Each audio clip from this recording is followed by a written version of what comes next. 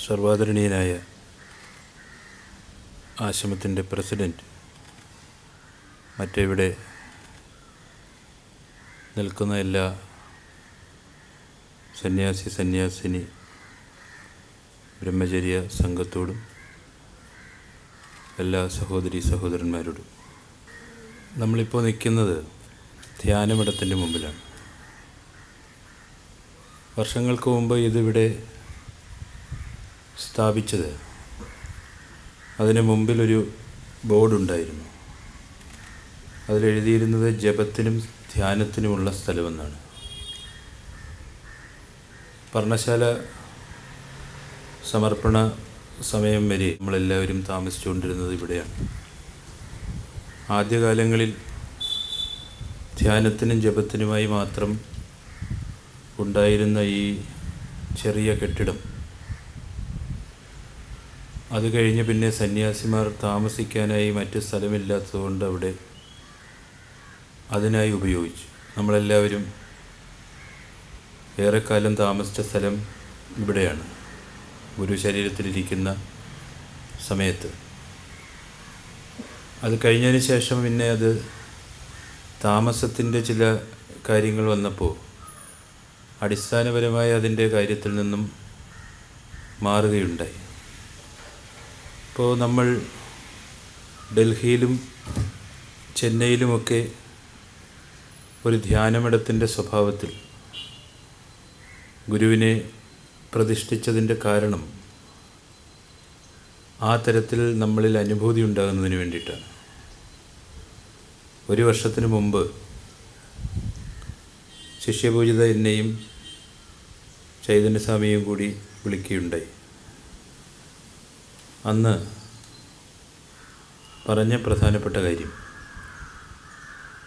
ഗുരുവിനെക്കുറിച്ചുള്ള അറിവുകൾ, അനുഭൂതികൾ, അനുഭവങ്ങൾ അത് ജീവിതത്തിൽ പകർത്തുവാൻ പ്രത്യേകിച്ചും സന്യാസിമാരായിട്ടുള്ള ആളുകൾ മുന്നിട്ടിറങ്ങണം. അപ്പം അതിന് മുന്നോടിയായി ചില അസാരസ്യങ്ങൾ, ചില പെരുമാറ്റ ദൂഷ്യങ്ങൾ ഒറ്റപ്പെട്ട ചില ആളുകളുടെ ഭാഗത്തുനിന്ന് ഉണ്ടാകുന്ന കാര്യം ശ്രദ്ധയിൽപ്പെട്ടപ്പോഴാണ് ശിഷ്യപൂജിത പറഞ്ഞത്. അപ്പം ഞങ്ങൾ ഈ സന്യാസത്തിൻ്റെ വഴിയിലേക്ക് വരുമ്പോൾ അതിൽ പ്രധാനമായിട്ടും ഉണ്ടാകേണ്ടത് ഗുരുപരിചയമാണ്, ആശ്രമപരിചയമാണ്. ആ പരിചയത്തിലേക്ക് എത്തുവാൻ നമുക്ക് ആശ്രമജീവിതമാണ് ഏറ്റവും പ്രധാനമായി നമ്മുടെ മുമ്പിലുള്ളത്. ആ ആശ്രമജീവിതത്തെ സാംശീകരിച്ചെടുക്കുവാൻ നമ്മളാലാവും വിധം എങ്ങനെ ചെയ്യുവാൻ സാധിക്കുമെന്ന് പറഞ്ഞ സമയത്ത്, എന്താണ് ആശ്രമ പരിചയത്തിൻ്റെ അകക്കാമ്പ്? അപ്പം ഞാൻ ആശ്രമത്തിലെത്തുന്നത് എൻ്റെ 21ാമത്തെ വയസ്സിലാണ്, ഇവിടെ സ്ഥിരം നിൽക്കുവാൻ വേണ്ടി. അതിനുശേഷം 6 വർഷം കഴിഞ്ഞതിന് ശേഷമാണ്, 27ാമത്തെ വയസ്സിലാണ് ഞാൻ സന്യാസം സ്വീകരിച്ചത്. സന്യാസ ജീവിതത്തിൻ്റേതായിട്ടുള്ള യാതൊരു പരിചയവും ആശ്രമ പരിചയം മാത്രമായിട്ടായിരുന്നു എന്നെ സംബന്ധിച്ചിടത്തോളം ഉണ്ടായിരുന്നു. അതുപോലെ ഇവിടെ നിൽക്കുന്ന സന്യാസിമാരും അവരുടെ യൗവനത്തിൻ്റെ ഒരു കാലഘട്ടത്തിലാണ് ഈ ആശ്രമത്തിലെത്തിച്ചേരുന്നത്, കൗമാരം കഴിഞ്ഞതിന് ശേഷം യൗവനം തുടങ്ങുമ്പോൾ. പക്ഷേ ഇവിടെ എൻ്റെ മുമ്പിൽ നിൽക്കുന്ന പലരും, ഈ നിൽക്കുന്ന കരുണ ശ്രീ ജനനി, അവർ ജനിച്ചത് ആശ്രമത്തിലാണ്. അപ്പോൾ ഈ ആശ്രമപരിചയം, ഗുരുപരിചയം എന്ന് പറയുന്നത് പഠനത്തിൻ്റെയോ വിദ്യാഭ്യാസത്തിൻ്റെയോ പാണ്ഡിത്യത്തിൻ്റെയോ അറിവിൻ്റെയോ അടിസ്ഥാനത്തിലല്ല. ഞങ്ങൾ 21 വയസ്സ് വരെ നാട്ടിൽ ജീവിച്ചു. ഭൗതികതയുടെ എല്ലാ ലോലുപതകളിലും ആമഗ്നരായി, ആകൃഷ്ടരായി ജീവിച്ചു. കാരണം മറ്റൊരറിവ് ഹിന്ദുക്കളായ നമ്മളെ സംബന്ധിച്ചിടത്തോളം ഇല്ലായിരുന്നു. പക്ഷെ ഗുരു ഇവിടെ ജനിപ്പിച്ച കുട്ടികളുണ്ട്. ആ കുട്ടികൾ ഗുരുവിൻ്റെ മടിത്തട്ടിലാണ് വളർന്നത്, അവർ ജീവിച്ചത്. അപ്പോൾ സന്യാസത്തിൻ്റെ ഏറ്റവും അടിസ്ഥാനപരമായ യോഗ്യത എന്ന് പറയുന്ന ആശ്രമപരിചയം, ഗുരുപരിചയമാണ് എങ്കിൽ എന്നേക്കാളും ഉപരിയായി, അല്ലെങ്കിൽ ഇവിടെ നിൽക്കുന്ന മറ്റ് സന്യാസിമാരെക്കാൾ ഉപരിയായി അവരുടെ ജീവിതം തുടങ്ങുന്നത് യഥാർത്ഥത്തിൽ ആശ്രമത്തിലാണ്. അപ്പം അങ്ങനെയുള്ളവരിൽ അനുഭൂതി സ്വാഭാവികമായി ഉണ്ടാകുന്നു. അത് ഗുരുനിശ്ചയത്തിൽ, ബ്രഹ്മനിശ്ചയത്തിൽ വളർന്ന ആളുകളാണ്. ഇപ്പോൾ സന്യാസ ജീവിതത്തിൽ ഇപ്പോൾ 22 യുവതികളായ ബ്രഹ്മചാരിണികളായിട്ടുള്ള ആളുകൾക്ക് സന്യാസം കൊടുത്തു. സന്യാസത്തിൻ്റെ ചില മാനദണ്ഡങ്ങളുണ്ട്. അതായത് ആശ്രമ വിശ്വാസത്തിൽ 3 വർഷം നിന്ന് അത് കഴിഞ്ഞതിന് ശേഷം പിന്നീട് ഗുരുവിൻ്റെ നിശ്ചയപ്രകാരം ആശ്രമത്തിൻ്റെ ഭരണസമിതി നിശ്ചയിക്കുന്നവരെ ബ്രഹ്മചാരികളാക്കി മാറ്റുകയും അവരുടെ ബ്രഹ്മചര്യ ജീവിതത്തിൻ്റെ 12 വർഷത്തിന് ശേഷം ഗുരു ആഗ്രഹിക്കുന്നുവെങ്കിൽ അവരെ സന്യാസത്തിലേക്ക് നിശ്ചയിക്കുവാൻ നമുക്ക് അതിനുള്ള അവസരമുണ്ട്. അതാണ് സന്യാസത്തിൻ്റെ പാരമ്പര്യം. ഇപ്പോൾ ഒരാൾ സന്യാസം സ്വീകരിക്കുന്നത് ബ്രഹ്മചര്യത്തിൻ്റെ 24 വർഷം കഴിയുമ്പോഴാണ് സാധാരണ അങ്ങനെ സംഭവിക്കുന്നത്. ഞാൻ ആശ്രമത്തിൽ ബ്രഹ്മചാരി എന്നുള്ള നിലയിൽ ജീവിച്ചു തുടങ്ങിയതിൻ്റെ ഏതാണ്ട് 2-ാമത്തെയോ 3-ാമത്തെയോ വർഷം ഞാനും സന്യാസത്തിലേക്ക് എടുത്തറിയപ്പെട്ടു എന്ന് തന്നെ പറയാം. ഗുരു പറഞ്ഞതിനനുസരിച്ച് ആശ്രമത്തിൽ സന്യാസ ജീവിതം നൽകിയിരിക്കുന്ന ആളുകൾ, ബ്രഹ്മചര്യ വൃത്തിയിലേർപ്പെട്ടിരിക്കുന്ന ആളുകൾ, അവർക്ക് എല്ലാത്തിനേക്കാളും ഉപരിയായി അനുഭൂതി ഉണ്ടാകണം. ജീവിതത്തിൻ്റെ അടിസ്ഥാനപരമായ കാമ്പായ അനുഭവ സാക്ഷ്യം ഉണ്ടാകണം. ആ സാക്ഷിത്വത്തിൽ ഉണ്ടാകുന്നതിന് വേണ്ടിയിട്ടാണ് സന്യാസത്തിലേക്കും ബ്രഹ്മചര്യത്തിലേക്കുമൊക്കെ നമ്മൾ കടന്നു വരുന്നത്. നമ്മുടെ പരമ്പരയിൽ സന്യാസിമാരായ ആളുകൾ, സന്യാസിനിമാരായ ആളുകൾ, ബ്രഹ്മചാരികളായിട്ടുള്ള ആളുകൾ, ബ്രഹ്മചാരിണികളായിട്ടുള്ള ആളുകൾ, അവർക്കെല്ലാവർക്കും ഒരു പൂവിൽ തേനിങ്ങനെ ഉറവയെടുക്കുന്നത് പോലെ ആ പൂവിൻ്റെ സൗന്ദര്യത്തിനും അതിൻ്റെ മാസ്മരികമായ നറുമണത്തിൻ്റെയും ഉള്ളിൽ ആത്യന്തികമായി അതിൻ്റെ മധുരമെന്ന് പറയുന്നത് ആ തേനാണ് എങ്കിൽ, ഒരു സന്യാസിയുടെ ജീവിതത്തിൻ്റെ മധുരമെന്ന് പറയുന്നത് അനുഭൂതിയുടെ അകക്കാമ്പാണ്. അത് വളർത്തിയെടുക്കുവാൻ നിങ്ങൾക്ക് എന്ത് ചെയ്യുവാൻ സാധിക്കുമെന്നുള്ള ഒരു ചോദ്യമാണ് പിന്നീട് ശാന്തിഗിരി ആത്മവിദ്യാലയം എന്ന ഒരു മഹാപ്രസ്ഥാനത്തിലേക്ക് നമ്മളെ എല്ലാവരെയും വഴി നടത്തിയത്. ഗുരു ശിവഗിരിയിൽ ബ്രഹ്മവിദ്യാലയം ഇതുപോലെ ഉണ്ടായിരുന്നിട്ട് പോലും ഒരിക്കലും ആ ബ്രഹ്മവിദ്യാലയത്തിനുള്ളിൽ ഗുരുവിനെ പ്രവേശിപ്പിക്കുവാൻ സാധിച്ചില്ല. ഗുരു ഒരുപക്ഷെ അത് ആഗ്രഹിച്ചില്ല. അതുകൊണ്ടായിരിക്കാം പിന്നീട് മറ്റ് കർമ്മത്തിൻ്റെ വഴികളിലേക്ക് ഗുരു മാറിയത്. ഗുരു ഒരു സാധാരണക്കാരനായ ശാന്തിക്കാരനായി, പാചകക്കാരനായിട്ടൊക്കെ ശിവഗിരിയിൽ ചെന്നു നിന്നതായിരുന്നു. ഒരിക്കലും സന്യസിക്കാനോ അല്ലെങ്കിൽ ഒരു ബ്രഹ്മചര്യത്തിൻ്റെ വഴിയിലൂടെ പോകുവാനോ ഗുരു ആഗ്രഹിച്ചിട്ടില്ല. പാണ്ഡിത്യമല്ലായിരുന്നു ഗുരുവിൻ്റെ അനുഭവത്തിൻ്റെ അകക്കാമ്പ്.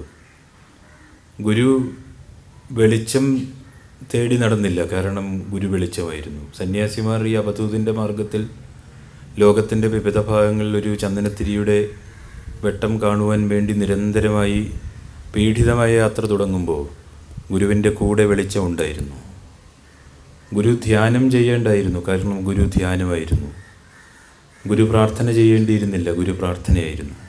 ജന്മന ജ്ഞാനി എന്ന് പറയുന്നത് അമ്മയുടെ വയറ്റിൽ കിടക്കുന്ന സമയത്ത് മാത്രമല്ല, ഈ അന്തരീക്ഷത്തിൽ എവിടെയൊക്കെയോ അമേയമായ ലോകത്ത് ആ ജീവൻ നിൽക്കുന്ന സമയം മുതൽ അതിനും എത്രയോ യുഗങ്ങൾക്ക് മുമ്പേ, അല്ലെങ്കിൽ മന്വന്തരങ്ങൾക്ക് മുമ്പേ, കൽപ്പാന്തകാലങ്ങൾക്ക് മുമ്പേ ആ ജീവൻ ജ്ഞാനിയായിരുന്നു. ആ ജ്ഞാനിയാണ് പിന്നെ വന്ന് ജനിച്ചത്. പിന്നെ ആ ജ്ഞാനിക്ക് കൂടുതൽ അറിവ് സ്വായത്തമാക്കേണ്ട ആവശ്യമില്ല. ഉള്ളിൻ്റെ ഉള്ളിൽ തന്നെ അറിവാണ്. കസ്തൂരിമാൻ്റെ ഉള്ളിൽ അതിൻ്റെ ഗന്ധമിരിക്കുന്നത് പോലെ ആ അറിവ് തിരിച്ചറിയുക എന്നതായിരുന്നു ഗുരുവിൻ്റെ ജീവിതത്തിൻ്റെ ഏറ്റവും വലിയ ദൗത്യം. അത് തിരിച്ചറിയുക എന്നുള്ളതാണ്, അതുള്ളതാണ്. തൻ്റെ ഉള്ളിലുള്ള ഒരു കാര്യത്തെ തിരിച്ചറിയുക എന്ന് പറയുന്നതായിരുന്നു. നമ്മുടെ ഈ അവധൂത യാത്രയുടെ ലക്ഷ്യം, നമ്മളാരും അവധൂതന്മാരല്ല. ഒരു മഹാഗുരുവിൻ്റെ അവധൂത ജീവിതത്തോട് ചേർന്ന് നിന്ന് ഗുരുവിൻ്റെ ജീവിതത്തിൻ്റെ സബലീകരണത്തിന് പലതിലും സാക്ഷ്യം വഹിച്ചു. ഇവിടെ ഇരിക്കുന്ന നിർമ്മോഹ സ്വാമിയാണെങ്കിലും, ഇവിടെ നിൽക്കുന്ന ഈ അജയാജന്യാണെങ്കിലും, പ്രതിഭാജന്യാണെങ്കിലും, അതുപോലെ ആശ്രമത്തിലെ മുതിർന്ന സന്യാസിനിമാർ. അപ്പോൾ അവരൊക്കെ ഈ സാക്ഷാത്കാരം നേരിട്ട് കണ്ട ആളുകളാണ്. ആ പരിചയം നമ്മുടെ ജീവിതത്തിൽ ഉണ്ടാക്കിയെടുക്കുക, നമ്മളും അത് കാണുന്നവരാണ്. പക്ഷെ എക്കാലവും ആ പരിചയം ജീവിതം കൊണ്ട് തൊട്ടറിയുക എന്നുള്ളത് ഏറ്റവും പ്രധാനപ്പെട്ട കാര്യമാണ്. നമ്മളെല്ലാവരും കർമ്മത്തിൻ്റെ വഴിയാണ്. ഞാനും അധികാരത്തിൻ്റെ വഴിയിലാണ്. ഈ അധികാരത്തിൻ്റെ വഴിയിൽ ജീവിക്കുന്ന ആളുകൾക്ക്, കാരണം നമുക്കത് കിട്ടിയിരിക്കുന്ന കർമ്മമാണ്, നമ്മളത് നേടിയെടുക്കുവാൻ ഒരുപക്ഷെ ആഗ്രഹിച്ചതല്ല. എങ്ങനെയൊക്കെയോ നമ്മളിലേക്ക് വന്നു ചേരുകയായിരുന്നു. ആരോ നമ്മളെ തിരഞ്ഞെടുക്കുകയായിരുന്നു. നമ്മൾ അങ്ങോട്ട് ചെന്നതല്ല. ആരോ നമ്മളെ ആ വഴിയിലൂടെ കൊണ്ടു നടക്കുകയായിരുന്നു. ഇപ്പോൾ ഈ അധികാരത്തിൻ്റെ വഴിയിൽ, അല്ലെങ്കിൽ ഈ പറയുന്ന ആ ഒരു ജീവിതക്രമത്തിൻ്റെ വഴിയിലൊക്കെ ജീവിക്കുമ്പോൾ, ഇപ്പോൾ ആശ്രമത്തിൻ്റെ ചുമതലക്കാരായിട്ടുള്ള സന്യാസിമാരുണ്ട്. ആ സന്യാസിമാർക്ക് അവരെ ഏൽപ്പിക്കപ്പെട്ടിരിക്കുന്ന കൃത്യങ്ങൾ നിർവഹിക്കുവാനുള്ള സമയം ഉണ്ട്. അതിനപ്പുറത്തേക്ക് മറ്റു കാര്യങ്ങളെക്കുറിച്ച് ചിന്തിക്കുവാനോ അല്ലെങ്കിൽ മറ്റു കാര്യങ്ങളിലൂടെ നടക്കുവാനോ അവർക്കും സാധിക്കുന്നില്ല. എല്ലാവരും വളരെ തിരക്ക് പിടിച്ച ജീവിതത്തിനിടയിൽ നമ്മുടെ അടിസ്ഥാനപരമായ കാര്യങ്ങളുടെ ആ ഒരു പ്രത്യേകതയെ പലപ്പോഴും നമുക്ക് കാണുവാനായിട്ട് സാധിക്കുന്നില്ല. അതിൻ്റെ അടിസ്ഥാനത്തിലാണ് ഈ ആത്മവിദ്യാലയത്തിൻ്റെ തുടക്കത്തെക്കുറിച്ച് ഗുരു നമ്മളോടെല്ലാവരോടും സൂചിപ്പിച്ചത്. ആശ്രമത്തിൽ വരുന്ന പരമ്പരയിലുള്ള എല്ലാ ആളുകളും ഈ ആത്മവിദ്യാലയത്തിൻ്റെ വഴിയെ സഞ്ചരിക്കണമെന്ന് ഗുരു പറയുകയുണ്ടായി. ആത്മവിദ്യാലയം എന്ന് പറയുന്നത് ആത്മാവിൻ്റെ വിദ്യാലയമാണ്. അത് ഭൗതികമായ വിദ്യാഭ്യാസത്തിൻ്റെ ആ ഫ്രെയിമുകളിൽ നമുക്കതിനെ ഉൾപ്പെടുത്തുവാൻ സാധിക്കുകയില്ല.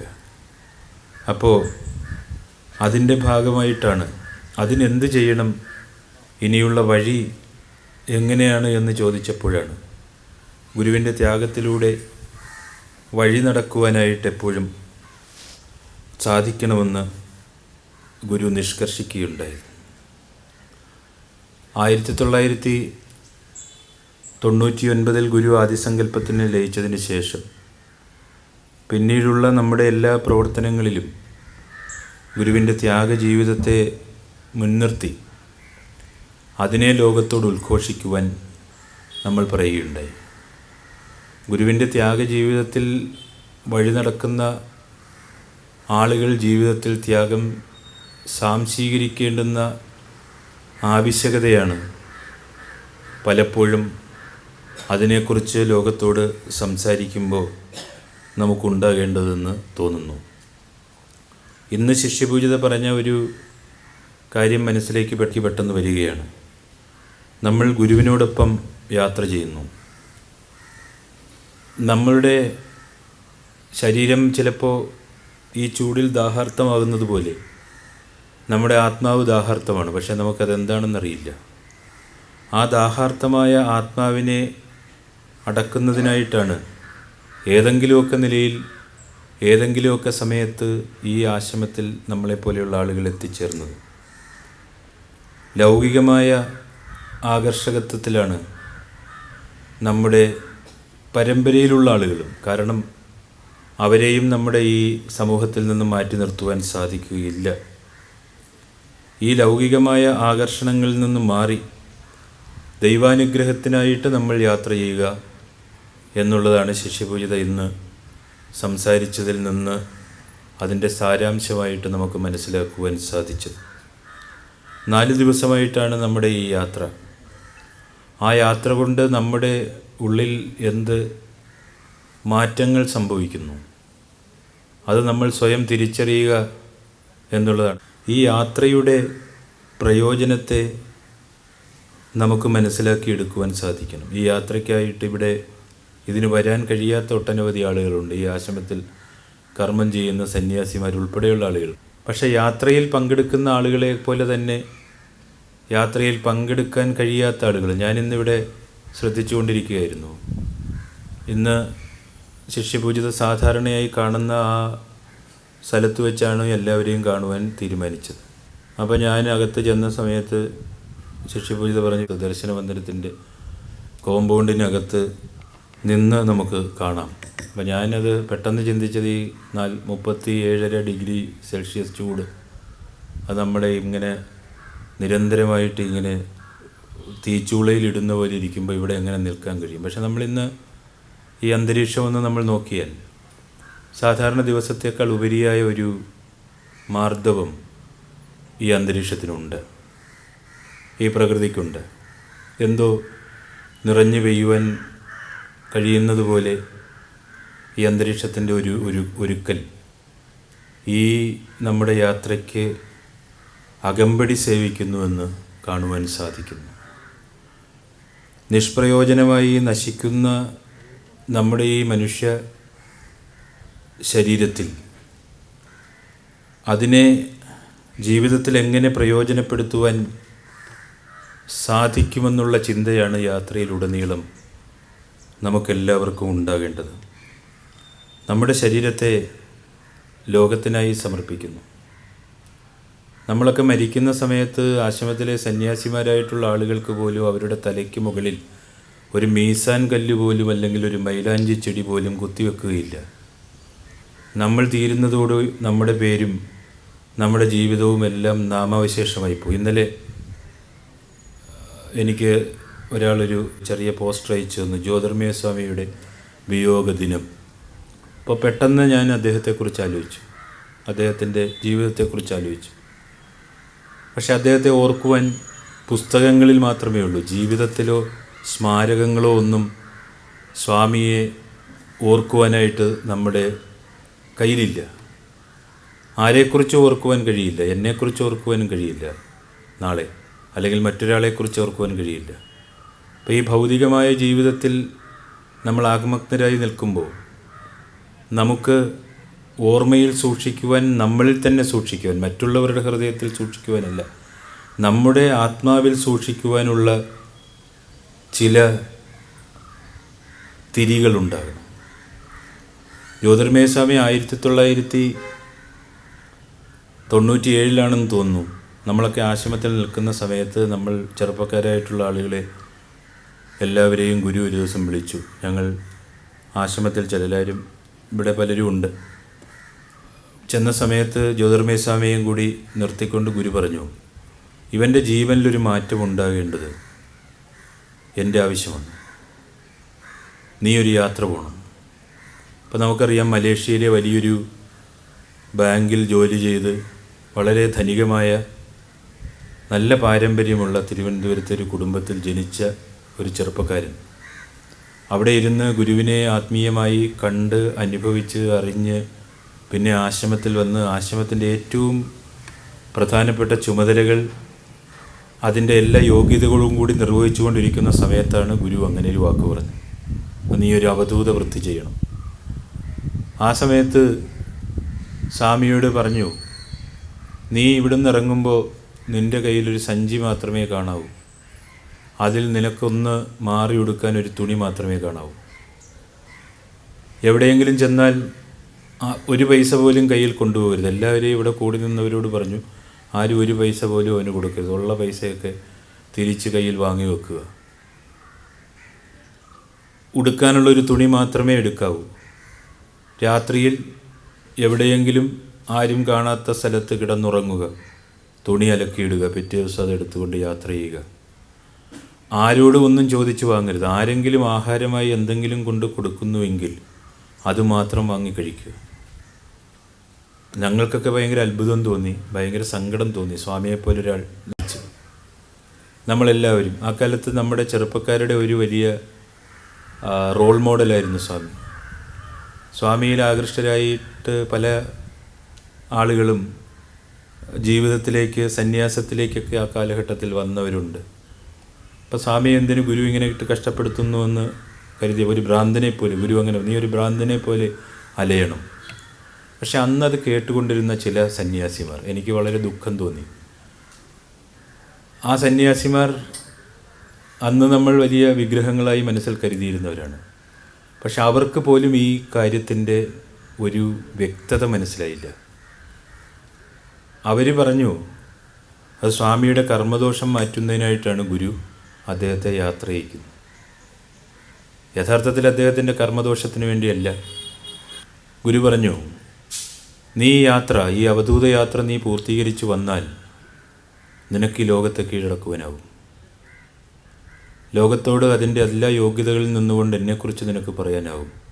നീ ഒരുപക്ഷെ വിവേകാനന്ദൻ്റെ അപ്പുറമായി നീ എത്തിച്ചേരും. പക്ഷെ നീ ഇത് പൂർത്തിയാക്കണം. നിനക്ക് പൂർത്തിയാക്കുവാൻ കഴിയുന്ന ഒരു സാധ്യതകളും ഞാൻ കാണുന്നില്ല. കാരണം അത്ര അപകടം പിടിച്ച പാതയിലൂടെയാണ്, അത്ര കല്ലും മുള്ളും നിറഞ്ഞ പാതയിലൂടെയാണ് നീ യാത്ര ചെയ്യാൻ പോകുന്നത്. അപ്പോൾ സ്വാമിയുടെ ആ ഒരു അചഞ്ചലമായ മനസാന്നിധ്യം, ഗുരുവിനോടുള്ള അമേയമായ ആ പിതൃതുല്യമായ വാത്സല്യം, ഗുരുവിനുള്ള വാത്സല്യം, ഒരു മകനോടുള്ള ആത്യന്തികമായ സ്നേഹം, ഒരു ഗുരുവിനോടുള്ള കറകളഞ്ഞ വിശ്വാസം, അതിനേക്കാൾ ഉപരിയായി ആ മനസ്സിൻ്റെ അഗാധതകളിലൂടെ ഒഴുകുന്ന ജ്ഞാനാഖണ്ഡതയുടെ സേവന തൽപരതയിൽ അദ്ദേഹം ആ യാത്ര ഉറച്ച കാൽവെപ്പുകളോട് മുന്നോട്ട് പോകുവാൻ തീരുമാനിക്കുന്ന സാഹചര്യമുണ്ടായി. ഒരുപാട് ആളുകൾ സ്വാമിയോട് ചെന്ന് പറഞ്ഞു, ഞങ്ങളും സ്വാമിയുടെ കൂടെ വരട്ടെ. സ്വാമി പറഞ്ഞു, ആരും വരണ്ട. 1-2 ആളുകളെ അദ്ദേഹത്തിൻ്റെ കൂടെ യാത്രയ്ക്ക് വിട്ടു എന്ന് എനിക്ക് തോന്നുന്നു. അങ്ങനെ അദ്ദേഹം പോയി കടത്തിണ്ണകളിൽ കിടന്ന് അമ്പലങ്ങളിൽ ഈ പടച്ചോറുകൾ വാങ്ങിക്കഴിച്ച് വഴിയുടെ ഓരോ ഓരത്ത് പോയിരിക്കുമ്പോൾ കൊടിയ വെയിലത്ത് അവിടെ ചെന്ന് ഓരോരുത്തർ വിട്ടുകൊടുക്കുന്ന നാണയത്തുട്ടുകൾ വാങ്ങി അങ്ങനെ ദിവസങ്ങൾ 1-2 മാസങ്ങൾ കടന്നുപോയെന്ന് തോന്നുന്നു. പക്ഷേ അതിനിടയിൽ അദ്ദേഹത്തിന് കാലിന് എന്തോ ഒരു പ്രശ്നം വന്ന് അദ്ദേഹത്തിന് ആ യാത്ര പൂർത്തിയാക്കുവാൻ സാധിച്ചില്ല. അദ്ദേഹം തിരിച്ചു വരികയുണ്ടായി. അത് അദ്ദേഹത്തിൻ്റെ കുറവ് കൊണ്ടാണ് എന്ന് നമുക്ക് പറയാൻ സാധിക്കുകയില്ല. അദ്ദേഹത്തിനത് പൂർത്തിയാക്കുവാൻ സാധിക്കാഞ്ഞത് ഒരുപക്ഷെ നമ്മുടെയൊക്കെ കുറവുകൾ കൊണ്ടാണെന്ന് ഇന്നത്തെ കാലഘട്ടത്തിൽ നമുക്ക് ഓരോരുത്തർക്കും മനസ്സിലാക്കുവാൻ സാധിക്കുന്നു. ഗുരു ശിഷ്യപൂജിത എന്ന് പറഞ്ഞ മറ്റൊരു കാര്യം, എല്ലാത്തിനെയും നോക്കിക്കൊണ്ടിരിക്കുകയാണ് ഗുരു. നമ്മൾ നോക്കുന്നതിനേക്കാൾ ഉപരിയായിട്ട് പ്രപഞ്ച ചേതനയുടെ ഉൾക്കാമ്പിനെ ഗുരു നോക്കിക്കൊണ്ടിരിക്കുന്നു. നമ്മുടെയും അകക്കണ്ണ് ഗുരുവിന് നേരെ തുറന്നു പിടിക്കണം. വേറെ ആരുമില്ല നമ്മുടെ കൂടെ. ഇപ്പോൾ ശിഷ്യപൂജിതയുടെയുള്ള തീർത്ഥയാത്ര, ഗുരുവിനോടൊപ്പമുള്ള തീർത്ഥയാത്ര നമ്മളെല്ലാവരും പല സമയങ്ങളിലായിട്ട് പോയിട്ടുണ്ട്. ആ യാത്രകളിലൊക്കെ കാണുന്നത് നമ്മൾ ഉൾപ്പെടെ അതിൻ്റെ ഒരു ലഘുത്വത്തിൽ നിന്ന് സഞ്ചരിക്കുന്നവരാണ്. അതിൻ്റെ വലിപ്പത്തെ നമുക്ക് ഉൾക്കൊണ്ടു പോകുവാനായിട്ട് സാധിക്കുന്നില്ല. പക്ഷേ ഈ യാത്ര, എല്ലാ യാത്രകളിലും നമ്മൾ ഒരുമിച്ച് താമസിക്കുന്നു. നമ്മുടെ കൂടെ ഒരുപാട് ആളുകളുണ്ട്, നമ്മളുടെ കൂടെ വന്നവരുണ്ട്, നമ്മുടെ സുഹൃത്തുക്കളുണ്ട്. യാത്രയിൽ സൗഹൃദങ്ങൾ പൂക്കുന്നതിന് വേണ്ടിയിട്ട് അങ്ങനെ തീർത്ഥയാത്രകൾ ചെയ്യുന്ന ആളുകളുണ്ട്. അത് നല്ലതാണ് ഒരു തരത്തിൽ. പക്ഷേ ഈ യാത്രയിൽ നമ്മളും ഗുരുവും മാത്രമേ ഉള്ളൂ. എൻ്റെ കൂടെ ഞാനും, നിങ്ങളുടെ കൂടെ നിങ്ങളും എന്നതിനേക്കാൾ ഉപരിയായി നമ്മുടെ കൂടെ ഗുരു മാത്രം. എൻ്റെ കൂടെ ഗുരു മാത്രം, നിങ്ങളുടെ കൂടെ അല്ലെങ്കിൽ മറ്റൊരാളുടെ കൂടെ ഗുരു മാത്രമാണ് യാത്ര ചെയ്യുന്നുള്ള തോന്നലിൽ വേണം നിങ്ങൾ, ആ സങ്കല്പത്തിൽ വേണം നിങ്ങൾ യാത്ര ചെയ്യാനാണ് എന്ന് ശിഷ്യപൂജിത പറഞ്ഞു. നിങ്ങൾ ദൈവത്തോട് മാത്രം സംസാരിക്കുക. നിങ്ങൾ പരസ്പരം സംസാരിക്കരുത്, നിങ്ങൾ ദൈവത്തോട് മാത്രം സംസാരിക്കുക. പക്ഷേ യോഗ്യതയുള്ളവന് മാത്രമേ ആ യാത്രയിൽ ചേരുവാൻ കഴിയൂ. അല്ലെങ്കിൽ ഒരു അസുഖം വന്നാൽ മതി, നമുക്ക് പോകാൻ സാധിക്കില്ല. ഈ യാത്രയിൽ പോകാൻ കഴിയാത്തവരാരും യോഗ്യതയില്ലാത്തവരാണ് എന്ന് നമുക്ക് പറയാനും സാധിക്കില്ല. എല്ലാവരും യോഗ്യതയുള്ളവരാണ്. പക്ഷേ ഇന്ന് ഞാൻ നാളെ നീ എന്ന് പറയുന്നത് പോലെ ഇന്ന് നമ്മളെ കുറേ ആളുകളെ ഇങ്ങനെ ഗുരു ഈ കാര്യത്തിനായിട്ട് നിയോഗിക്കുന്നു. നാളെ മറ്റുള്ള ആളുകളെ ഇവിടെ നിയോഗിക്കുന്നു. ആരും ശാശ്വതമായ ഒരു അനുഗ്രഹങ്ങളും ഒരാളുടെ ജീവിതത്തിലെ സങ്കീർത്തനങ്ങളിലും ഒരിക്കലും ഉണ്ടാവുകയില്ല എന്നുള്ള ആ ഒരു ലഘുത്വത്തെ ജീവിതത്തിൽ നമുക്കെപ്പോഴും ഓർക്കുവാൻ സാധിക്കണം. ഞാൻ നേരത്തെ സൂചിപ്പിച്ചു, ഗുരു വീട്ടിൽ നിന്നിറങ്ങിയത് അനുഭൂതി തേടിയാണ്. അത് പുറമേയുള്ളതല്ല, തൻ്റെ ഉള്ളിൻ്റെ ഉള്ളിൽ തന്നെയുള്ളതാണ്. ഈ ആശ്രമത്തിൻ്റെ പ്രവർത്തനങ്ങളുമായി ബന്ധപ്പെട്ട് ഇങ്ങനെ ഓരോ പ്രസംഗങ്ങൾക്ക് പോകുന്ന സമയത്ത് ശിഷ്യപൂജിതയോട് ചോദിച്ചു, ഞാൻ എന്തു പറയണം എന്ന് പറഞ്ഞപ്പോൾ ശിഷ്യപൂജിത എൻ്റെ അടുത്ത് പറഞ്ഞു, ഗുരുവിനെക്കുറിച്ചുള്ള എല്ലാ പ്രസംഗങ്ങളിലും ജഗദീശ്വരാനന്ദ സ്വാമിയെക്കുറിച്ച് പറയണമെന്ന് പറഞ്ഞു. ശിവഗിരിയിൽ നിൽക്കുന്ന സമയത്ത് താൻ ഏറ്റവും സാധാരണക്കാരനായി നിൽക്കുമ്പോൾ അവിടെ അന്ന് പ്രധാനമായിട്ടും വന്നിരിക്കുന്ന ഏറ്റവും പ്രധാനപ്പെട്ട സന്യാസിക്ക് കിടക്ക വിരിച്ചു കൊടുക്കുക എന്നുള്ള ജോലിയായിരുന്നു ഗുരുവിനുണ്ടായിരുന്നു, ശാന്തിക്കുണ്ടായിരുന്നു. രാത്രി അദ്ദേഹത്തിൻ്റെ കാര്യങ്ങളെല്ലാം ചെയ്ത് അദ്ദേഹം കിടക്കാനായിട്ട് പോയപ്പോൾ കരുണാകരൻ ശാന്തി അദ്ദേഹത്തോട് പറഞ്ഞു, എൻ്റെ ഉള്ളിൽ ഞാൻ ജനിച്ച കാലം മുതൽ ഒരു വിളക്ക് പോലെ ഒരു കാര്യമുണ്ട്. ഇത് സംസാരിച്ചാൽ മാത്രമേ എനിക്ക് സംസാരിക്കാൻ സാധിക്കുന്നുള്ളൂ. പെട്ടെന്ന് കിടക്കപ്പായിൽ കിടന്ന ജഗദീശ്വരാനന്ദ സ്വാമികൾ ചാടി എഴുന്നേറ്റ് എന്നിട്ട് പറഞ്ഞു, കെട്ടിപ്പിടിച്ചു, എന്നിട്ട് പറഞ്ഞു, മകനെ, ഈ ലോകത്തിലെ വേദാന്തത്തെക്കുറിച്ചും തർക്കശാസ്ത്രത്തെക്കുറിച്ചും ശ്രുതികളെക്കുറിച്ചും സ്മൃതികളെക്കുറിച്ചും ആരണ്യകങ്ങളെക്കുറിച്ചും പുരാണങ്ങളെക്കുറിച്ചും സകലതിനെക്കുറിച്ചും അരച്ച് കലക്കി കുടിച്ച് പഠിച്ച ഒരാളാണ് ഞാൻ. അതിനെക്കുറിച്ച് പഠിപ്പിക്കുന്ന ഒരാളാണ് ഞാൻ. പക്ഷേ എനിക്കൊരു ചന്ദനത്തിരിയുടെ വെട്ടം പോലും കാണുവാനുള്ള ഭാഗ്യം എനിക്കുണ്ടായിട്ടില്ല. നീ അതുകൊണ്ട് ഇത് വേറെ ആരോടെങ്കിലും പോയി ചോദിക്കും. അങ്ങനെയാണ് ശിവഗിരി വിടാൻ തീരുമാനിക്കുന്നത്. അപ്പോൾ അത് എല്ലാ സ്ഥലത്തും പറയണമെന്ന് ശിഷ്യപൂജിത എന്നോട് പറയുകയുണ്ടായി. അപ്പോൾ ഗുരുവിൻ്റെ അനുഭൂതി എന്ന് പറയുന്നത് ഗുരുവിൻ്റെ ഉള്ളിൽ തന്നെ ഉണ്ടാകണം.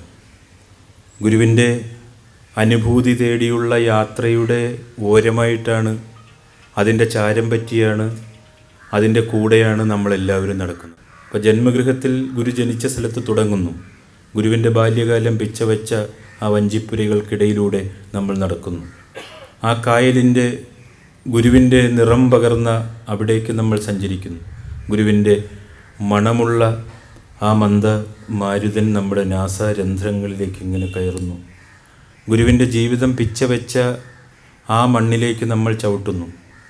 അവിടെ നിന്നും നമ്മൾ പിന്നീട് ഗുരു ആദ്യമായി വീട്ടിൽ നിന്നിറങ്ങി ഒരാശ്രമം തേടി പോകണമെന്നുള്ള യാത്രയിൽ ആഗമാനന്ദ ആശ്രമത്തിലെത്തുന്നു.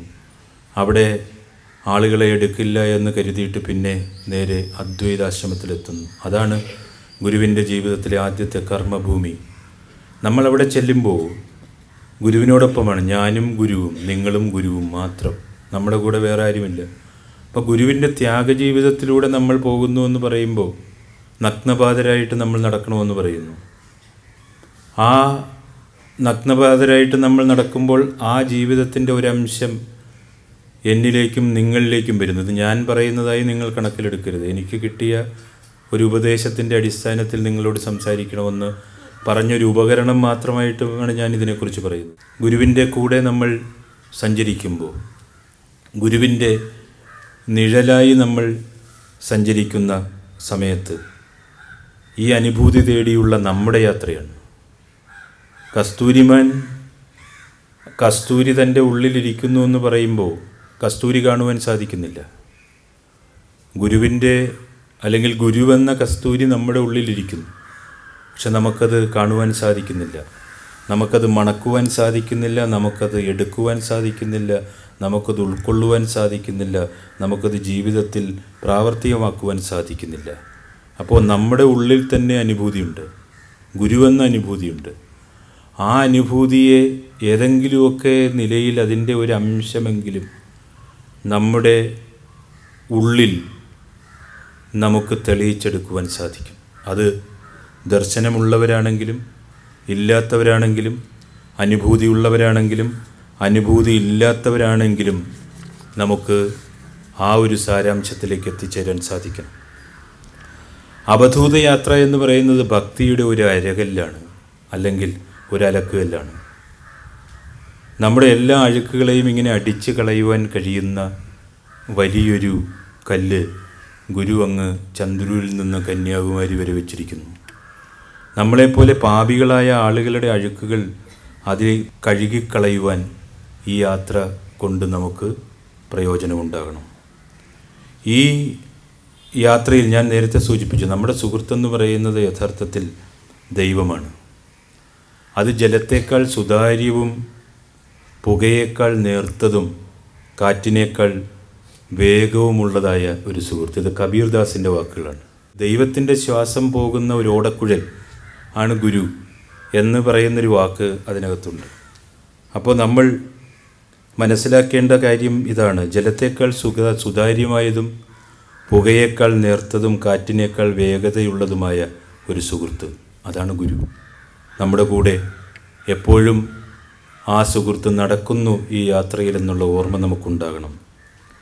ഗുരുവിൻ്റെ ത്യാഗം കാണാതെ നമ്മൾ ജീവിതത്തെ ഗുരുവിനെക്കുറിച്ച് പറയരുത് എന്ന് പറയും. ഗുരുവിൻ്റെ ത്യാഗമെന്ന് പറയുന്നത് ഈ പറയുന്ന 1968 മുതൽ 1958 ശിവഗിരി കുന്നിലേക്ക് മാറിയ, ശാന്തിഗിരിയിലേക്ക് മാറിയ കാലം മുതൽ, അത് കഴിഞ്ഞതിന് ശേഷം പിന്നീട് 1964 ഇവിടെ വന്ന് ആശ്രമം സ്ഥാപിക്കുകയും 68 ആശ്രമം സ്ഥിരമായി വരികയും പിന്നെ ആദിസങ്കല്പത്തിൽ ലയിക്കുകയും അത് കഴിഞ്ഞതിന് ശേഷമുള്ള കാലഘട്ടത്തിലെ ഗുരുവിൻ്റെ ത്യാഗത്തെ നമുക്കറിയാമെങ്കിൽ തന്നെയും ഗുരുവിൻ്റെ ജീവിത ത്യാഗത്തിൻ്റെ ഓർമ്മകളെക്കുറിച്ച്, നമുക്കതിൻ്റെ സുഗന്ധത്തെക്കുറിച്ച് നമ്മൾ കേട്ടറിവ് മാത്രമേ ഉള്ളൂ ഓരോരുത്തർക്കും. അപ്പോൾ ഗുരുവിൻ്റെ ത്യാഗം കാണുന്നത് വാൾമുനയിലൂടെ നടക്കുന്നത് പോലെ കഠിനമാണ് എന്ന് പറയും. അതാണ് ഈശ്വരനോടൊപ്പമുള്ള യാത്ര. നമ്മളതിലൂടെ ചഞ്ചലമായി നടന്നാൽ നമ്മുടെ കാൽമുറിയും, നമ്മൾ താഴെ വീഴും, നമ്മുടെ യാത്ര മുടങ്ങും. യാത്രയിലുടനീളം നമ്മുടെ കണ്ണുകൾ ഗുരുവെന്ന അനന്തതയിലേക്ക് തുറന്നു പിടിക്കണമെന്ന് പറയുന്നു. പ്രിയപ്പെട്ടവനെ കാത്തുകൊണ്ട് കണ്ണുകൾ കൂർപ്പിച്ച് നാവ് വരണ്ട് ദാഹിച്ച് ദൈവത്തിൻ്റെ വഴിയെ നമ്മൾ നടക്കണം എന്ന് പറയുന്നു. ആചാരമല്ല യഥാർത്ഥത്തിൽ നമുക്ക് വിചാരമാണ് വേണ്ടത്. ഗുരു പറയുന്നത് നമ്മളതിലൊന്നും അഹങ്കരിക്കാതിരിക്കുക എന്നുള്ളതാണ്. ഈ അല്പകാലത്തേക്ക് മാത്രം പൂത്തു നിൽക്കുന്ന മരം പോലെ അതിൻ്റെയൊക്കെ സൗന്ദര്യമെന്ന് പറയുന്നത് ഏതു നിമിഷവും അപ്രത്യക്ഷമാകുമെന്ന് പറയുന്നു. നമ്മുടെ യുവത്വവും വാർദ്ധക്യവുമൊക്കെ ഏതു സമയത്തും കടന്നു പോകുവാൻ കഴിയുന്ന ഒന്നായി നമ്മളെ മരണം പിടികൂടുമെന്ന് പറയുന്നു. നമ്മളൊക്കെ ജനിക്കുന്ന സമയത്ത് ആരോ നമ്മളെ എടുക്കുന്നു, നമ്മൾ മരിക്കുന്ന സമയത്ത് ആരോ വന്ന് നമ്മളെ എടുക്കുന്നു. നമുക്കറിയില്ല നമ്മളെ എടുക്കുന്ന ആരാണെന്ന്. നമ്മൾ ജനിക്കുന്ന സമയത്ത് നമുക്ക് കുറേ ആളുകൾ കൊണ്ടുവന്ന് വെള്ളം തരുന്നു, മരിക്കുന്ന സമയത്തും നമുക്ക് അവസാനത്തെ ജലം തരുന്നു. ഇതിനിടയിൽ നമ്മൾ നടത്തുന്ന ഓട്ടം മാത്രമാണ് ജീവിതം എന്ന് പറയുന്നു. ഒരു കുഞ്ഞു കരച്ചിലിനിടയിലും ഒരു വലിയ മൗനത്തിനിടയിലും തീരുന്നത് മാത്രമാണ് നമ്മുടെ ജീവിതം. ആ ജീവിതത്തിനിടയിൽ നമുക്ക് ഗുരു തന്നിരിക്കുന്ന ഈ ജീവിതത്തിൻ്റെ ഭാഗ്യത്തെ, അതിൻ്റെ വശങ്ങളെ പങ്കിട്ടെടുക്കുവാനായിട്ട് നമുക്ക് സാധിക്കണം. നമ്മൾ യാത്രയിൽ വിചാരിക്കേണ്ടത്, നമുക്കിപ്പോൾ രൂപമില്ല, പേരില്ല, എൻ്റെ കഴുത്തിൽ ഒരു ചരടിങ്ങനെ ബന്ധിച്ചിരിക്കുന്നു, അതിൻ്റെ പിടി എൻ്റെ ഗുരുവിൻ്റെ കയ്യിലാണ്. നമ്മൾ വാക്കുകൾ മാറ്റിവെക്കുന്നു, അവിടെ പ്രാർത്ഥനയെ കടത്തിവിട്ട് നമ്മുടെ ഉള്ളിലുള്ള വിഷത്തെ അമൃതാക്കി മാറ്റുവാൻ സാധിക്കുന്നു. നമ്മുടെ കൂടെ അല്ലെങ്കിൽ ഇനി വരാനിരിക്കുന്ന, നമ്മുടെ ആശ്രമകർമ്മങ്ങളിലേക്ക് വരാനിരിക്കുന്ന, നമ്മുടെ പരമ്പരയിലേക്ക് വരാനിരിക്കുന്ന, നമ്മുടെ സന്യാസ ജീവിതത്തിലേക്ക് വരാനിരിക്കുന്ന, ബ്രഹ്മചര്യത്തിലേക്ക് വരാനിരിക്കുന്ന, ലോകത്തെ മാറ്റപ്പെടുത്തുവാൻ കഴിയുന്ന കർമ്മങ്ങൾ നമ്മൾ ചെയ്യുവാൻ തയ്യാറാകുന്നുവെങ്കിൽ അവർക്കുള്ള ഏറ്റവും വലിയ മാതൃക എന്ന് പറയുന്നത് നമ്മുടെ ജീവിതമാണ്. ഈ ജീവിതത്തോടു കൂടി നമ്മുടെ ഇനിയുള്ള കാലത്ത് ആത്യന്തികമായ മാറ്റം ഉണ്ടാകണമെന്ന് ഗുരു പറയുന്നു. എല്ലാവരും പ്രാർത്ഥനയ്ക്കായി വന്ന് കണ്ണടച്ചിരിക്കുന്നു, ധ്യാനത്തിനായി വന്ന് കണ്ണടച്ചിരിക്കുന്നു, സങ്കല്പത്തിനായി വന്ന് കണ്ണടച്ചിരിക്കുന്നു. എല്ലാവരും ശുഭ്രവസ്ത്രധാരികളാണ്. കൊക്കിനെ നമ്മൾ കണ്ടിട്ടുണ്ട്, അതും അതിൻ്റെ കളറും ശുഭ്ര നിറമാണ്. അത് പലപ്പോഴും പാടത്ത് ധ്യാനത്തിൽ നിൽക്കുന്നത് പോലെ കണ്ണടച്ചാണ് നിൽക്കുന്നത്. പക്ഷേ അവൻ നിൽക്കുന്നത് ദൈവത്തെ നോക്കുവാനല്ല, ദൈവത്തെ സങ്കല്പിക്കുവാനല്ല. അവൻ നോക്കുന്നത് അവന് വേണ്ട മത്സ്യത്തെ വേട്ടയാടാൻ തർക്കം പാർത്തുള്ള നിൽപ്പാണ്. അപ്പം നമ്മളെല്ലാവരും കണ്ണടച്ച് ഇരുന്ന് ധ്യാനിച്ച് പ്രാർത്ഥിച്ച് അങ്ങനെ എല്ലാ ശ്രദ്ധകളും ഒരു ബിന്ദുവിലേക്ക് കേന്ദ്രീകരിച്ചിരിക്കുന്നു എന്ന് പറഞ്ഞിട്ട് കാര്യമില്ല. നമ്മുടെ ശ്രദ്ധ മറ്റുള്ളവനെ വേട്ടയാടാൻ വേണ്ടി ആകരുത്. നമ്മളുടെ ധ്യാനവും നമ്മുടെ സങ്കല്പങ്ങളും നമ്മുടെ പ്രാർത്ഥനയും ഇടതടവില്ലാതെ നമ്മൾ ഈ യാത്രയിലുടനീളം ചേർത്ത് വെക്കുമ്പോൾ സമസ്ത ജീവജാലങ്ങളോടും ഉണ്ടാകേണ്ടുന്ന മൈത്രീഭാവത്തെക്കുറിച്ച്, പക്ഷാഭേദമില്ലായ്മയെക്കുറിച്ച്, അഹങ്കാരമില്ലായ്മയെക്കുറിച്ച്, അതിന് നമ്മുടെ ജീവിതത്തിൽ അങ്ങനെയുള്ള കാര്യങ്ങൾ വന്ന് സംഭവിക്കുവാൻ നമ്മൾ ഗുരുവിനെ പ്രാർത്ഥിക്കുക. ദുഷിച്ച ചിന്തകൾ നമ്മുടെ മനസ്സിലേക്ക് കുമിഞ്ഞു വരും. ആ സമയത്തത് മാറിപ്പോകുവാൻ നമ്മളെല്ലാവരും ഗുരുവിനെ പ്രാർത്ഥിക്കുക. ഭൗതിക ദുരിതങ്ങളെ തീർക്കുവാൻ ഉള്ള യാത്ര കൂടിയാണ് ഇത്. ദൈവികവും ആത്മീയമായ അനുഭവങ്ങൾ നൽകുന്ന യാത്ര കൂടിയാണിത്. ആ വഴിയിലൂടെ പോകുന്നവന് ദൈവസ്നേഹം ലഭിക്കുവാൻ ചിലപ്പോൾ അവനവൻ്റെ ശിരസ് തന്നെ സമർപ്പിക്കേണ്ടി വരും. യഥാർത്ഥമായ ഒരു ഗുരുവിനെ സാക്ഷാത്കരിക്കുവാൻ സമർപ്പിക്കേണ്ടത് അവനവൻ്റെ ശിരസ് ആണെന്ന് പറയും. നമുക്കതിനുള്ള ഇത്രയും ത്യാഗമൊന്നും ഗുരു നമുക്കായി തന്നിട്ടില്ല. ഗുരു നമുക്കായി അങ്ങനെയുള്ള വഴികൾ നമുക്ക് പറഞ്ഞു തന്നിട്ടുമില്ല. ഗുരു പറഞ്ഞിരിക്കുന്നത് ആത്മാർത്ഥമായ, കളങ്കമില്ലാത്ത, സമർപ്പിതമായ മനസ്സോടുകൂടി നമ്മൾ ദൈവത്തെ പ്രാർത്ഥിക്കുമ്പോൾ അതിൻ്റെ ഫലം നമുക്ക് നമ്മുടെ കയ്യിൽ കിട്ടും. നമ്മുടെ യഥാർത്ഥ വീട് ഗുരുവിൻ്റെ സ്നേഹത്തിൽ അധിഷ്ഠിതമാണ് എന്ന് പറയുന്നു. ഈ ധ്യാനമാകുന്ന ആകാശത്തിലേക്ക് എല്ലാവരും ധ്യാനം ചെയ്യുവാനായിട്ട് ഗുരു അറിയിച്ചിരിക്കുന്നു. ഈ ധ്യാനമാകുന്ന ആകാശത്തിലേക്കൊരു പക്ഷിയെപ്പോലെ പറക്കാം. പക്ഷേ ലൗകികതയുടെ, ഭൗതികതയുടെ കെണി നമ്മുടെ ഓരോ നിമിഷവും നമ്മുടെ മുമ്പിലുണ്ട്. അതിൽ ഈ ധ്യാനമാകുന്ന നമ്മുടെ പക്ഷി വീണുപോകരുതെന്ന് ഗുരു നമ്മളെ ഓർമ്മിപ്പിക്കുന്നു. നമ്മുടെ കൈകളിലെല്ലാം ജപമാലയുണ്ട്. നമുക്കറിയാം, നമ്മളുടെ ഈ ആചാര നിഷ്ഠകൾക്കനുസരിച്ച് ജപമാലയോ അങ്ങനെയുള്ള മുത്തുമണികളോ ജപമണികളോ ഒന്നും നമ്മുടെ കയ്യിലില്ല. പക്ഷേ അദൃശ്യമായി ഗുരു കാട്ടിത്തന്ന ഒരു ജ്ഞാനവില്ലിൽ നമ്മുടെയൊക്കെ ജീവിതത്തെ ഇങ്ങനെ മണികളായി കോർത്തിട്ടിരിക്കുന്നു. ആത്മവിദ്യാലയം അതിൻ്റെ അനുസ്യൂതമായ ഗുരുവിൻ്റെ കാരുണ്യ കൃപാ കടാക്ഷങ്ങളുടെ അനന്തസ്ഥലികളിലൂടെ ഇങ്ങനെ കടന്നു പോകുമ്പോൾ അതിന് ആദ്യമായി അതിൻ്റെ ഭാഗമാകുവാൻ അവസരം ലഭിച്ച നമ്മളെപ്പോലെയുള്ള ആളുകൾ ഈ അവധൂത യാത്രയുടെ എല്ലാ വശങ്ങളും ജീവിതം കൊണ്ട് ഒപ്പിയെടുത്ത് ആ ഒരു സ്നേഹത്തിൽ ആ വഴിയിൽ പോകുവാൻ നമുക്കെല്ലാവർക്കും സാധിക്കണം. ഇന്നത്തെ ഈ യാത്ര ഇവിടെ തുടങ്ങുമ്പോൾ നമ്മുടെ ഗുരുവിന് വേണ്ടി യാത്ര എന്നതിനേക്കാൾ ഉപരിയായി നമ്മുടെ എല്ലാവരുടെയും ജീവിതത്തിൽ, സന്യാസിമാരായാലും ബ്രഹ്മചാരികളായാലും അതിലേക്ക് വരാനിരിക്കുന്ന ആളുകളായാലും അതുപോലെ സന്യാസ ജീവിതത്തിലേക്ക് മക്കളെ സമർപ്പിക്കുന്ന ആളുകളായാലും നല്ല ഗൃഹസ്ഥാശ്രമികളെ സൃഷ്ടിക്കുവാൻ ജീവിക്കുന്ന ആളുകളായാലും ആകെത്തുകയായി പരമ്പരയിലെ ഏത് ആളുകളായാലും അവർക്ക് ഈ യാത്രയുടെ ഏതെങ്കിലും ഒരു അനുഭൂതി എങ്കിലും ഉണ്ടാകണം. ഒരു വേഴാമ്പലിനെ പോലെ കൊടിതൂക്കി മലയുടെ അടിയിലെ ഒരു ഗുഹയിൽ പോയിരുന്ന് ഗുരു പ്രാർത്ഥിച്ചു. അത് കഴിഞ്ഞതിന് ശേഷം ദിവസങ്ങളോളം 41 ദിവസം കൊടിതൂക്കി മലയുടെ മുകളിൽ കയറിയിരുന്ന് പ്രാർത്ഥിച്ചു. അങ്ങനെ ഇരിക്കുന്ന സമയത്ത് ഒരു ദിവസം, ഈ 41ാമത്തെ ദിവസം, അതിൻ്റെ മുകളിൽ നിന്നിങ്ങനെ പ്രാർത്ഥിക്കുന്ന സമയത്ത് പെട്ടെന്ന് അഗൈതവമായ ഒരു വലിയ പ്രകാശം ഗുരുവിൻ്റെ തലയ്ക്ക് മുകളിലേക്ക് വന്നു. ഒരു മിന്നൽ പോലെ, ഒരു നിമിഷം ഗുരുവിൻ്റെ കണ്ണഞ്ചിപ്പോകുന്നത് പോലെ തോന്നി. പക്ഷേ പ്രതിഭാധനനായ ആത്മീയ അനുഭൂതി, അതുപോലെ എത്രയോ പ്രകാശപ്രളയങ്ങൾ സ്വന്തം ജീവിതത്തിൽ സാംശീകരിച്ചിരിക്കുന്ന ഗുരുവിന് അത് ചെറിയൊരു ദംശനം പോലെ മാത്രമേ തോന്നിയുള്ളൂ. പക്ഷേ അതിലൊരു മുഖം കണ്ടു. ആ മുഖം എന്താണെന്ന് അറിയുവാനായിട്ട് പല ആളുകളോടും ചോദിച്ചു. ആർക്കും അത് പറഞ്ഞു കൊടുക്കുവാൻ സാധിച്ചില്ല. ഒരു ദിവസം അതിൻ്റെ അടിയിലൂടെ അരുവിപ്പുറത്തുകൂടി പോകുന്ന സമയത്ത് ഒരു കടയിൽ കയറിയിരിക്കുമ്പോൾ അവിടെ ഭിത്തിയിൽ ഒരു പടം വെച്ചിരിക്കുന്നു. പെട്ടെന്നത് കണ്ടപ്പോൾ ഗുരുവിന് തൻ്റെ കാഴ്ചയെക്കുറിച്ച് ഓർമ്മ വന്നു. താനിത് കണ്ട രൂപമാണല്ലോ. അപ്പോഴാണ് ആ കടക്കാരനോട് ചോദിച്ചത്, ആരുടെ പടമാണ്? അപ്പോൾ അദ്ദേഹം പറഞ്ഞു, ഇതാണ് ഷിർദി സായിബാബ അവിടെ ഇരിപ്പുണ്ട്. ആ പട്ടിയുടെ അടുത്തിരിക്കുന്നതാണ് ഷിർദി സായിബാബ. അതുകൊണ്ടാണ് നമ്മുടെ പ്രാർത്ഥനാലയത്തിന് മുമ്പിൽ ഈ പടം വെച്ചിരിക്കുന്നത്. ഗുരുവിൻ്റെ ആദ്യത്തെ ഏറ്റവും വലിയൊരു മറ്റൊരു കാഴ്ച എന്ന് പറയുന്നത് ഈ ഷിർദി സായിബാബയുടേതായിരുന്നു.